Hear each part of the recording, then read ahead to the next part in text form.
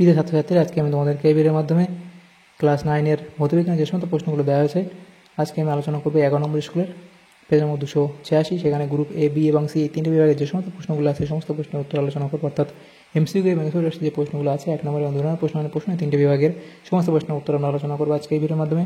তোমরা ভিডিওটা শুরু থেকে শেষ অবধি অবশ্যই দেখবে এবং চ্যানেলে যদি নতুন হয়ে থাকে অবশ্যই তোমরা চ্যানেলটাকে সাবস্ক্রাইব করে রাখবে পরবর্তী স্কুলগুলো প্রশ্ন উত্তর পাওয়ার জন্য। এবং এর আগের যে স্কুলগুলো ছিল সেগুলোর প্রশ্ন উত্তর আমরা আলোচনা করে দিয়েছি, তোমরা প্লেলিস্ট থেকে সেই প্রশ্ন উত্তরগুলো পেয়ে যাবে। অবশ্যই সেই প্রশ্ন উত্তরগুলো তোমরা সেখান থেকে দেখে নিও। আজকে আমরা আলোচনা করব এই 11 নম্বর স্কুলের প্রশ্ন উত্তরগুলো এবং এই প্রশ্ন উত্তরের পিডিএফ তোমরা পরবর্তীতে আমাদের টেলিগ্রাম চ্যানেল থেকে পেয়ে যাবে। ডেসক্রিপশনে আমাদের টেলিগ্রাম চ্যানেলের লিঙ্ক দেওয়া হয়েছে, তোমরা সেখান থেকে যুক্ত হতে পারো। তো 11 নম্বর যে স্কুল সেখানে দেখো গ্রুপ এর মধ্যে যে প্রশ্নগুলো আছে আমাদের 8টা প্রশ্ন আছে, 1 নম্বর করে 8 নম্বর দেওয়া হয়েছে। তো একের দাগে কী বলা হয়েছে, প্রতিটি প্রশ্নের নিচে উত্তর হিসেবে 4টি করে বিকল্প দেওয়া আছে, যেটি ঠিক সেটি লেখো। প্রথম প্রশ্ন, পৃষ্ঠটানের একক কোন ভৌতরাশির এককের সঙ্গে অভিন্ন? তো এটা হবে কি স্প্রিং এর বল ধ্রুবক। 2 দাগে বলা আছে ব্যারোমিটারের পারদ স্তম্ভের উচ্চতা ধীরে ধীরে কমতে থাকলে বুঝতে হবে এটা হবে বৃষ্টি হওয়ার সম্ভাবনা। এরপরে 100 গ্রাম জল সমান কত মোল জল? সেটা হবে 5.56 মোল জল। এরপরে আছে প্রকৃত দ্রবণে বিস্তৃত দশার কণার ব্যাস 10⁻⁻8 সেন্টিমিটার বা তার কম, অর্থাৎ অপশান এ। এরপরে 5 দাগের প্রশ্নে বলা হয়েছে লঘু অ্যাসিড দ্রবণের সঙ্গে বিক্রিয়ায় কোন ধাতুটি হাইড্রোজেন গ্যাস উৎপন্ন করতে পারে না? সেটা হবে অপশান সি, অর্থাৎ Cu। এরপরের প্রশ্ন 6 দাগে বলা হয়েছে প্রদত্ত কোন পদার্থটির তীব্র জলাকর্ষী ধর্ম বর্তমান? সেটা হবে গাঢ় H2SO4, অর্থাৎ অপশান এ। এরপরের প্রশ্ন একটি N পরমাণুর প্রকৃত ভর সেটা হবে অপশান সি, অর্থাৎ 14U।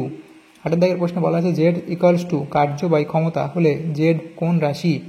তো সেটা হবে এখানে সময়। তাহলে এরপরে যে প্রশ্নগুলো আছে দেখো সেটা কি বলা হয়েছে, এমসিকিউগুলো কমপ্লিট হলো। এরপরে গ্রুপ বিতে যে প্রশ্নগুলো আছে 7টা প্রশ্ন 1 নম্বর করে 7 নম্বর দেওয়া হয়েছে। 2 দাগে বলা আছে নিম্নলিখিত প্রশ্নগুলি অতি সংক্ষিপ্ত উত্তর দেওয়া, বিকল্প প্রশ্নগুলি লক্ষণীয়। তো 2 দাগে এ, বাম স্তম্ভের সঙ্গে ডান স্তম্ভ মিলিয়ে লেখো। এদিকে বাম স্তম্ভ, এদিকে ডান স্তম্ভ দেওয়া আছে। এখানে দেখো একক ক্ষেত্রফলে প্রযুক্ত ঘাত, তাহলে একক ক্ষেত্রফলে প্রযুক্ত ঘাত এটা তোমাদের মিলবে চাপ বিয়ের সাথে। এবং পদার্থের একক আয়তনের ভর সেটা হবে ঘনত্ব। আর একক দৈর্ঘ্যে ক্রিয়াশীল বল সেটা হবে পৃষ্ঠটান। তাহলে পরে যে প্রশ্ন দেখো বিয়ের দাগে শূন্যস্থান পূরণ করো। প্রথম প্রশ্ন কলয়েড কণাগুলির সাহায্যে আলোকরশ্মির বিচ্ছুরণকে ড্যাশ বলা হয়? সেটা হবে কি টিন্ডাল বলা হয়। এরপর অথবা দিয়ে প্রশ্ন আছে কি কড লিভার তেল একটি ভিটামিন?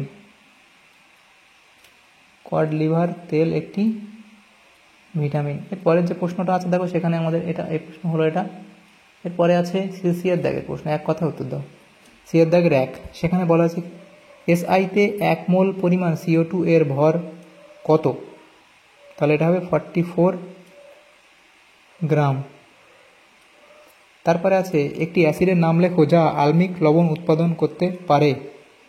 সেটা হবে H2SO4। এরপরে অথবা দিয়ে প্রশ্ন ছিল একটি উভধর্মী অক্সাইডের উদাহরণ দাও। তাহলে অ্যালুমিনিয়াম অক্সাইড লিখতে পারবে তোমরা,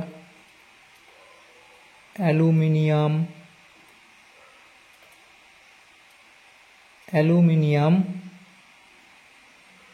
অক্সাইড।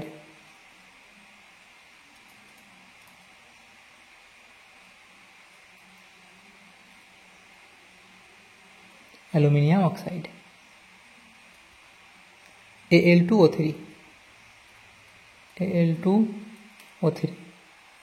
এরপরে বাঁধের জলে কী ধরনের শক্তি সঞ্চিত থাকে? তাহলে এটা তোমরা জানো কি স্থিতি শক্তি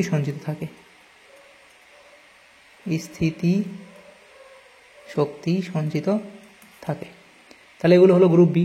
এরপরে গ্রুপ সিতে যে প্রশ্নগুলো আছে দেখো সেখানে আমাদের গ্রুপ সিতে বলা আছে যে 5টা প্রশ্ন 2 নম্বর করে 10 নম্বর দেওয়া আছে।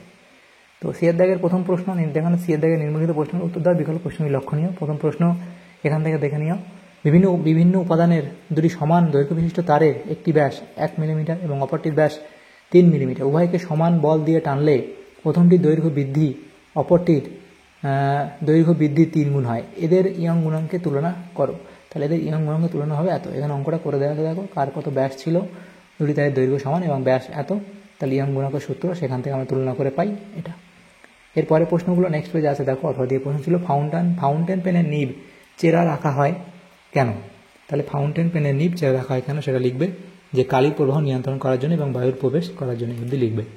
তাহলে দুটো কারণ লিখবে, ফাউন্টেন এই যে আউটসাইডার বা ফাউন্টেন পেনের নিব চেরা থাকে মূলত দুটি কারণে, এই কারণ দুটো লিখবে। 2 দাগের প্রশ্ন কি, ব্রাউনীয় গতি কাকে বলে। তাহলে ব্রাউনীয় গতি তোমরা এ অবধি লিখে দেবে, ব্রাউনীয় গতি কাকে বলে সেটা লিখবে এ অবধি। তারপরে দেখো যে প্রশ্নটা আছে 3 দাগের প্রশ্ন, সালফিউরিক অ্যাসিডের শনাক্তকরণে কীভাবে করবে, সালফিউরিক অ্যাসিড শনাক্তকরণ কীভাবে করবে তার রাসায়নিক সমীকরণ দাও। তাহলে লিখবে সালফিউরিক অ্যাসিড H2SO4 শনাক্তকরণের জন্য সাধারণত বেরিয়াম ক্লোরাইড BaCl2 এগুলো নিচে লিখবে, BaCl2 দ্রবণ ব্যবহার করা হয়। যখন সালফিউরিক অ্যাসিডের দ্রবণে বেরিয়াম ক্লোরাইড দ্রবণ যোগ করা হয় তখন একটি সাদা অদক্ষেপ বেরিয়াম সালফেট BaSO4 উৎপন্ন হয়। এই বেরিয়াম সালফেট জলে ও লঘু অ্যাসিডে দ্রবণীয়। রাসায়নিক যে সমীকরণ সেটা লিখবে কি, H2SO4 অ্যাকোয়া এবং BaCl2 এটাও অ্যাকোয়া, সেখান থেকে BaSO4 সলিড এবং তারপরে 2HCl এটা অ্যাকোয়া, তাহলে এটা তৈরি হবে একটা সমীকরণ। তাহলে যদি দ্রবণটি সালফিউরিক অ্যাসিড হয় তাহলে BaSO4 এর সাদা অদক্ষেপ তৈরি হবে, যা নিশ্চিত করে যে সালফিউরিক অ্যাসিড উপস্থিত আছে। তাহলে এটা লিখবে। এর পরের প্রশ্ন ছিল, দেখো অথবা দিয়ে প্রশ্ন, অম্লবৃষ্টি কীভাবে পরিবেশের ক্ষতি করে সংক্ষেপে লেখো। তাহলে অম্লবৃষ্টি পরিবেশের উপর মারাত্মক নেতিবাচক প্রভাব ফেলে, নিচে এর কিছু প্রধান ক্ষতিকর দিক সংক্ষেপে আলোচনা করা হলো। তাহলে জলাশয়ের আলমিকরণ, তাহলে সেটা জলাশয়ের কী কী করে, ক্ষতি করে, pH মান কমিয়ে দেয়, এবং দ্বিতীয় প্রশ্ন মাটির উর্বরতা হ্রাস করে, উদ্ভিদ ও বনের ক্ষতি করে, কাঠামো স্থাপত্যের ক্ষতি করে এবং মানব স্বাস্থ্যের উপর প্রভাব ফেলে। তো এই পয়েন্টগুলো এখানে অম্লবৃষ্টি সম্পর্কে তোমরা এ অবধি লিখে দেবে, বা এর মধ্যে তোমরা 2 নম্বর যে দেওয়া আছে 2 পয়েন্ট 3টে পয়েন্ট লিখলেও হবে, বা 2 পয়েন্ট বেশি করে লিখবে এবং 2 পয়েন্ট পুরো লিখবে এবং নিচে শুধুমাত্র পয়েন্টগুলো লিখবে বাকিগুলো। এরপরে দেখো যে প্রশ্ন আছে 4 দাগে, বলা আছে 56 গ্রাম N2 এবং 44 গ্রাম CO2 গ্যাসের মধ্যে কোনটি এক্ষেত্রে বেশি আয়তন দখল করে। তাহলে N2 এর মোলার ভার কত, 28 গ্রাম পার মোল। যেহেতু এখানে দেখো তাহলে CO2 এর মোলার ভার কত, 44 গ্রাম পার মোল। তাহলে হলো এখানে দেখো N2 এর মোলার ভার কত, 28 গ্রাম পার মোল, কিন্তু দেওয়া আছে কত, 56, তাহলে এদের 2 মোল আছে। এবং CO2 এর ক্ষেত্রে কি আছে, এখানে CO2 এর যে মোলার ভার সেটা 44 গ্রাম পার মোল, কিন্তু এখানেও 44 গ্রাম বলা আছে, তাহলে সেটা হবে 1 মোল দেওয়া আছে। তাহলে আয়তন সমানুপাতিক মোল সংখ্যা, তাহলে N2 গ্যাস বেশি আয়তন দখল করে, কারণ কি, এর মোল সংখ্যা বেশি সেজন্য। এরপর অথবা দিয়ে প্রশ্ন ছিল কি, 124 গ্রাম ফসফরাস এ উপস্থিত পরমাণু ও অণুর সংখ্যা কত। তাহলে ফসফরাস P4 এর আণবিক ভর কত সেটা বার করবো, তারপরে অণুর সংখ্যা গণনা করতে হবে, প্রদত্ত ভর এত, মোল সংখ্যা প্রদত্ত ভর বাই আণবিক ভর সেটা আমাদের বেরোবে, 1 মোল, অণুর সংখ্যা কত, মোল সংখ্যা ইন্টু অ্যাভোগাড্রো সংখ্যা, সেটা করলে কি হবে আমাদের এটা আসবে। তারপর পরমাণুর সংখ্যা গণনা, তাহলে মোট পরমাণুর সংখ্যা কত, অণুর সংখ্যা ইন্টু প্রতি অণুতে পরমাণুর সংখ্যা, তাহলে মোট পরমাণুর সংখ্যা কী হবে, অনুসংখ্যা কত ইন্টু এখানে গুণ করতে হবে, তাহলে আমাদের সঠিক উত্তর কত হবে এত। এর পরের প্রশ্ন 5 দাগের প্রশ্নে কী বলা আছে, দেখো একটি হালকা ও একটি ভারী বস্তুর গতিশক্তি সমান, অর্থাৎ কি কাইনেটিক এনার্জি সমান, এবং বস্তু দুটির মধ্যে কার ভরবেগ বেশি। এখানে দেখো যার ভর বেশি তার ভরবেগ বেশি হবে, অর্থাৎ যে বস্তুটির ভর বেশি হবে তার ভরবেগ বেশি হবে, ভারী বস্তুর ভরবেগ বেশি হবে এখানে। তাহলে এখানে আমাদের এই সমস্ত প্রশ্নগুলো ছিল আমাদের ক্লাস 9-এর যে প্রশ্নগুলো ছিল 11 নম্বর স্কুলের ফিজিক্যাল সায়েন্সের গ্রুপ A, B এবং C সমস্ত প্রশ্নের উত্তর আমরা আলোচনা করলাম আজকে এই ভিডিওর মাধ্যমে।